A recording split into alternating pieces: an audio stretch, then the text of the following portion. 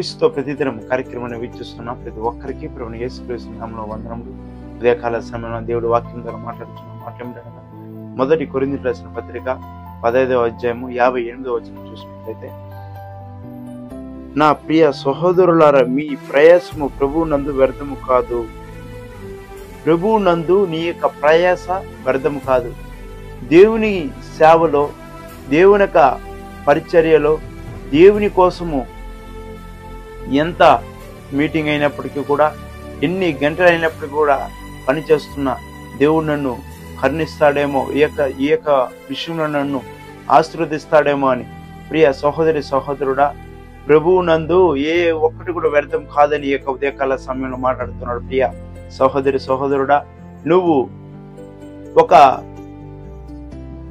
స్త్రీ వెళ్ళి దేవాలయంలో అందరూ వారికి ఉన్న దాంట్లో అందరూ కాணிకలు వేస్తున్నారు, కానీ ఆమెకున్న దాంట్లో కాணிకలు వేసి ఉన్నది. అయితే ఆ యొక్క స్త్రీని ఏం చెప్తున్నాడంటే, మీరందరూ కూడా మీ యొక్క ఉన్న దాంట్లో ఇచ్చున్నారు, కానీ ఆమె దగ్గర ఉన్న దాంట్లోనే ఇచ్చున్నది. ప్రభు నందు ఆమెనే దేవుడు ఏం చేస్తున్నాడు అనమాట, ఆమెను కూడా ఆశీర్వదించి ఉన్నాడు. అదే విధంగానే ఇక మాట్లాడుతున్న ప్రియ సహోదరి సహోదరుడా, నువ్వు దేవుని కోసము ఎంతో ఇచ్చుండొచ్చు. అది నీతిగా ఉందా, లేకపోతే అది యొక్క దేవుని యొక్క చిత్తమా అని నువ్వు చూసుకోవాలి. కొంతమంది చూసినట్లయితే వైన్ షాప్ లో పనిచేస్తూ ఓళ్ళు ఎత్తుకుని వచ్చి కాணிకలు ఇస్తారు. లేకపోతే ఒక విలేజ్ లో కూడా చూసినట్లయితే నాటు సరుకుని తీసుకుని వెళ్ళి అమ్మి దాంట్లో కూడా వాళ్ళు కాணிకలు ఇస్తారు. అటువంటి వారిని దేవుడు ఆశీర్వదిస్తాడా? ఆశీర్వదించడు. ప్రియ సహోదరి సహోదరుడా, నువ్వు ఒకే ఒక రూపాయి వేసినప్పటికీ కూడా అది నీతిగా యథార్థంగా కష్టపడింది అయితే దేవుడు నిన్ను, దాన్ని నువ్వు ఇచ్చినది 1% ఆయన 99% కూడా దేవుడు నిన్ను ఆశీర్వదిస్తాడు.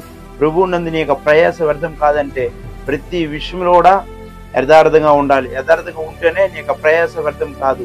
నువ్వు అటు కాకుండా నువ్వు లోకానుసారంగా ఉండి నువ్వు దేవుని యందు భయభక్తులు నటించినట్లు జీవించినట్లు దేవుడు నిన్ను ఆశీర్వదించడు. ఈ యొక్క మాట వింటున్న ప్రియ సహోదరి సహోదరుడా, ప్రయాస వ్యర్థం కాదంటే నువ్వు దేవుని యొక్క చిత్తానికి వాక్యానికి నువ్వు లోబడి జీవించి చూడు, దేవుడు నీ యొక్క ప్రయాస వ్యర్థం కాదని ఉదయకాల సమయంలో మాట్లాడుతున్నాడు.